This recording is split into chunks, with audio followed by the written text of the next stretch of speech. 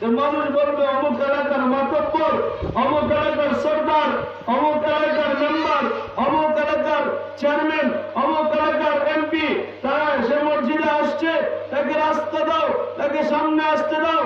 আমি বলি যে চেয়ারম্যান, যে মেম্বার, যে এমপি মসজিদে সর্বশেষে ঢুকবে তাকে পিছনে কাতারে বসাতে হবে, তাকে সামনে নেওয়া সেটা শরীয়তের বিধান নাই। যত বড় হোক তাকে সামনে অগ্রসর হওয়ার সুযোগ করে দিবেন না। আমাদের এক বুজুর্গ বলবে অমিত শাহ হুজুর রহমতুল্লাহ, যিনি আজীবন সর্বশেষ বয়সে সবদেশ্বর মসজিদের জন্য আন্দোলন করে গিয়েছেন, সেখানে 23 বৎসরের মতন জুমার নামাজ হয়েছিল। সেই মসজিদ যখন ভেঙে পড়ে অমিত শাহ হুজুর রহমতুল্লাহ একা আন্দোলন করেছেন, তখন আপনাদের এই দিক থেকে অনেকে সাপোর্ট দিয়েছিলেন। কথা ঠিক না উচিত? আল্লাহ তাআলা ওনাকে, ওনার কবরকে জান্নাতের সর্বোচ্চ মাকাম দান করে, বলেন আমিন। ভাই হামিদ শাহ হুজুর রহমতুল্লাহ আলাইহি উনি একা সবাইকে নিয়ে আন্দোলন করেছেন, বানিয়েছেন বাসীর জন্য, সেটা লজ্জার বিষয়। এবং মহানগরী মুসলিম সংখ্যার দিকে সবাই মুসলিমের অধিকাংশ এলাকা, সে এলাকাতে আল্লাহর ঘর ভেঙে দেওয়া হয়, আল্লাহর ঘরকে শহীদ করা হয়। আল্লাহ তাআলা যেন আবারও সেই জায়গায় মসজিদের সুযোগ করে দেন, বলেন না আমিন। তাইলে বলতেছিলাম রব্বুল আলামিন যে বলছেন ইন্নামাল মুমিনুনা আল্লাযীনা ইযা যুকিরাল্লাহু ওয়াজিলাত কুলুবুহুম ওয়া ইযা তুলিয়াত আলাইহিম আয়াতুহু যাদাতুহুম ঈমানা। আল্লাহ রাব্বুল আলামিন এক নম্বরে আল্লাহর কথা আলোচনা করতেছেন। যাদের সামনে রাব্বুল আলামিনের কথা আলোচনা করা হয়, এদের ভিতরে স্বাভাবিকভাবে আল্লাহর মহাব্বত, আল্লাহর ভালোবাসা আর আল্লাহর ভয় চলে আসে।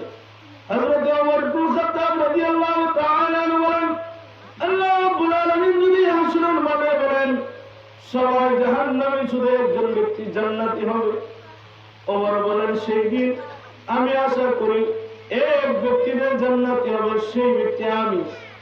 সুবহানাল্লাহ। আবার বই করতেন যদি রব্বুল আলামিন হাসরের মাঠে বলেন সবাই জান্নাতি, শুধু একজন জাহান্নামী হবে, ওমর ইবনে খাত্তাব বলেন সেই ব্যক্তিটা মধ্যে আমি হব জাহান্নামী। এতটুকু ভয় ওমর ইবনে খাত্তাবের ছিল, আল্লাহকে নিয়ে ভয় ছিল। আল্লাহ তাআলার ভয় অন্তরে থাকার কারণে আল্লাহ তাআলা তাদেরকে সোনার চাইতে আরো দামি মানুষ বানিয়ে দিচ্ছেন। তারা বলেন ঠিক না বেটি? দ্বিতীয় বলেন আল্লাহ তাআলার কালাম তেলাওয়াত করে ঈমান করেন। আল্লাহ পয়গম্বর সরকার দু আলম রাহমাতুল লিল আলামিন বাইতুল্লাহ বসে বসে আল্লাহর কালাম তেলাওয়াত করেন। বিধর্মীরা দেবতার 33 কোটি দেবতার পূজারীরা যখন আল্লাহর পয়গম্বরের চেহারা দেখে, আল্লাহ পয়গম্বরের কণ্ঠে কুরআন তেলাওয়াত শুনে শুনে শুনে তারা মুসলমান হয়ে যায়। আবু জাহল বাদশাহ সেই সময় যারা লিডার ছিল তারা আইন করে দিল মুহাম্মদের তেলাওয়াত শোনা যাবে না। আউযুবিল্লাহ বলেন না। মুহাম্মদের কণ্ঠের মধ্যে জাদু আছে, সে জাদু করে মানুষের মুসলমান বানাই দেয়। নাউযুবিল্লাহ বলেন না। এটা জাদু নয়, এটা আমার আপনার পয়গম্বরের মুজিজা।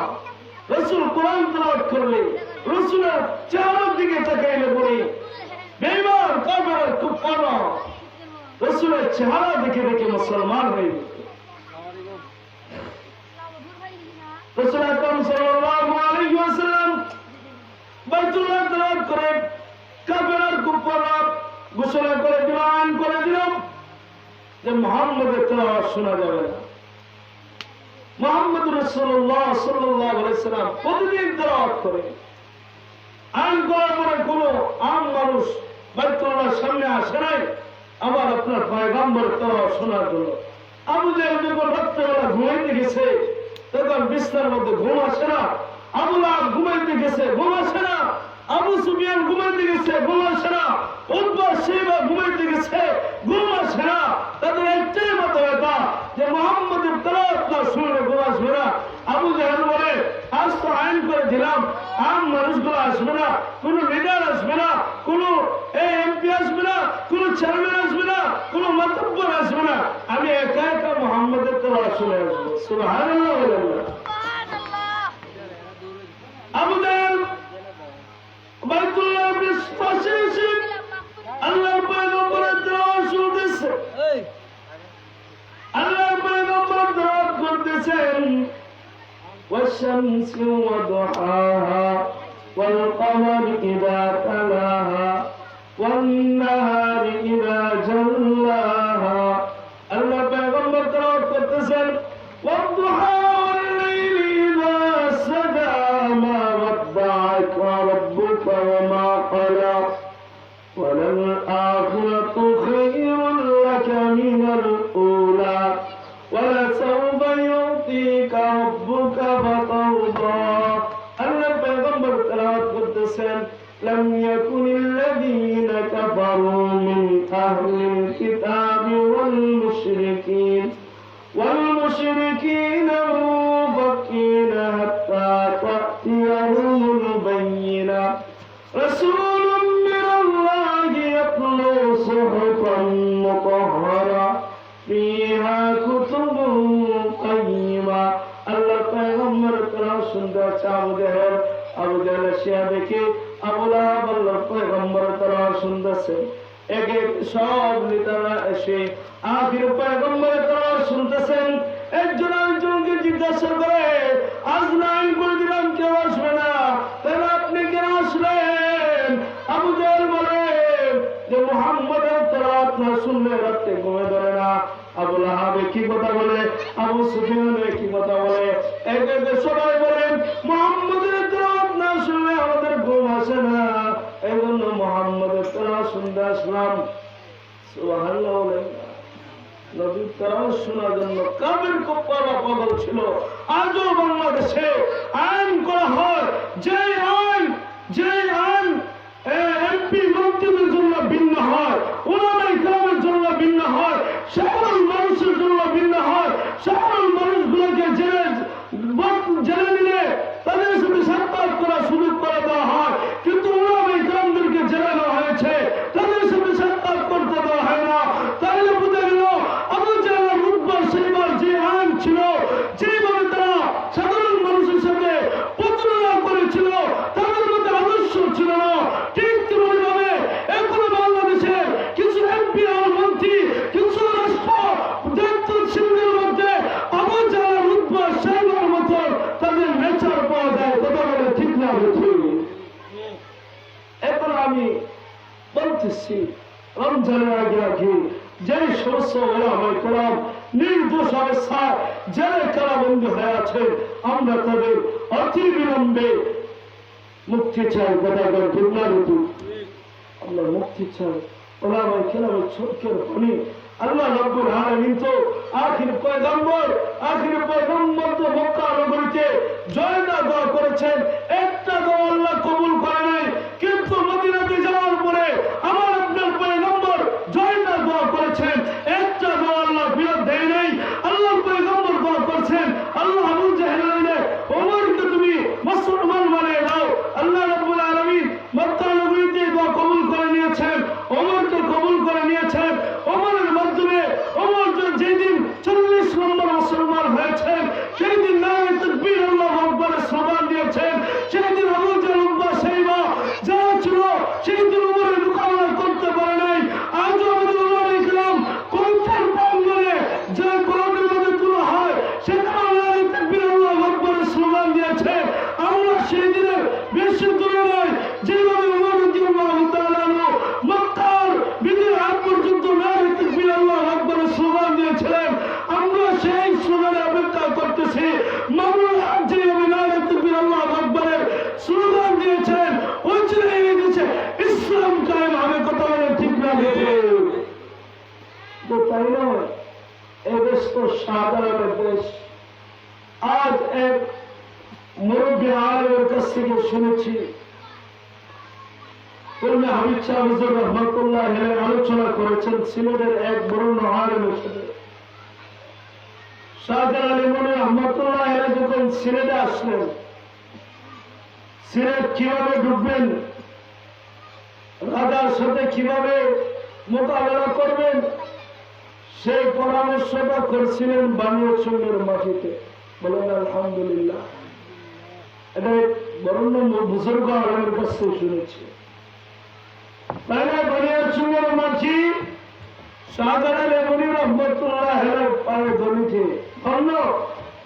এই মাটিতে কুতুবে আলম হোসেন আহমদ মাদানী রহমাতুল্লাহ আলাইহি পায়ে মাটিতে ধন্য হয়েছে। ঠিক না বেশি?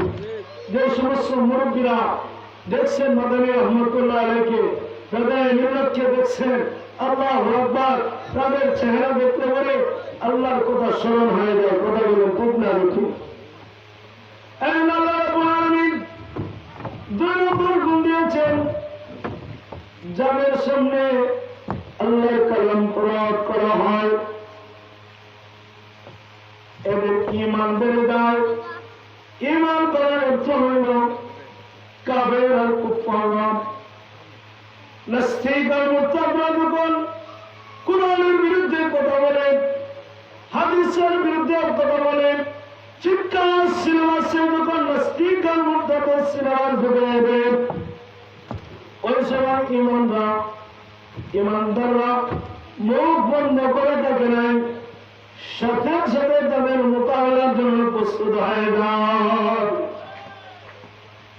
বলতেছিলাম ভাই, রব্বুল আলামিন কোরআনের বিভিন্ন আয়াতের মধ্যে বলছেন, والذين كفروا من أهل الكتاب, আল্লাহ রাব্বুল আলামিন সূরা বাইনার মধ্যে আয়াতের মধ্যে বলতেছেন, ইন্নাল্লাযীনা কাফারু মিন আহলিল কিতাব ওয়াল মুশরিকিন। আল্লাহ রাব্বুল আলামিন বলতেছেন, কাফিরদের মধ্যে যারা মুশরিক আছে, দেবতা পূজা করতেছে, আহলে কিতাব থেকে যারা আল্লাহকে এক মানতেছে না, এদের জন্য আল্লাহ রাখছেন ফি নারি জাহান্নাম। আল্লাহ রাব্বুল আলামিন তাদের জন্য জাহান্নাম রেখে দিয়েছেন। কতদিনের জন্য? আবাদা। কোনদিন তারা ওই জাহান্নাম থেকে বাইরে হবে না। কিন্তু যাদের ভিতরে যারা থেকে যারা পরিমাণ ঈমান থাকবে, এই ঈমানের কারণে রব্বুল আলামিন তাদেরকে জান্নাতে ঢুকিয়ে দিবেন। এজন্য বলতেছি ভাই, ঈমান হলো আমাদের জন্য একটা সম্পদ। যেভাবে আপনি যদি ব্যাংকের মধ্যে যান টাকা রাখার জন্য, কিন্তু আপনি অ্যাকাউন্ট করলেন না, আপনি যদি ম্যানেজারের কাছে আপনি টাকা জমা দেন, টাকা ম্যানেজারের কাছে জমা হবে, কিন্তু আপনার অ্যাকাউন্টে টাকা জমা হবে না। আপনি যান, সেখান থেকে আপনি টাকা উঠাইতে পারবেন না। এজন্য ঈমান হলো একটা অ্যাকাউন্টের মতন। অ্যাকাউন্ট যদি আপনার শিরিক মুক্ত হয়ে যায়, আপনি যদি জায়গা থেকে জায়গা পরিমাণ আমল করেন, রব্বুল আলামিন সেটাকে পাহাড় পরিমাণ সওয়াব করে দেবেন। আল্লাহ রাব্বুল আলামিন আমাদেরকে ঈমান শিরিক মুক্ত, আমলকে বেদাত মুক্ত করার তৌফিক দান করুন। আমিন। ওয়া আখিরু দাওয়ানা আলহামদুলিল্লাহ রাব্বিল আলামিন। আসসালামু আলাইকুম ওয়া রাহমাতুল্লাহি ওয়া বারাকাতুহু।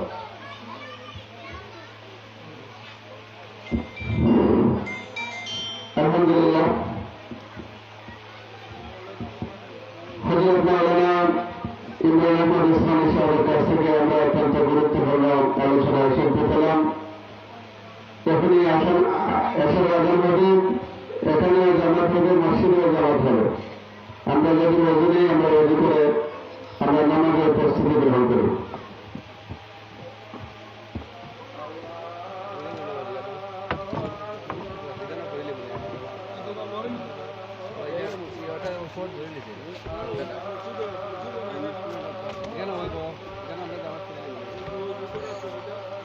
সুবিধা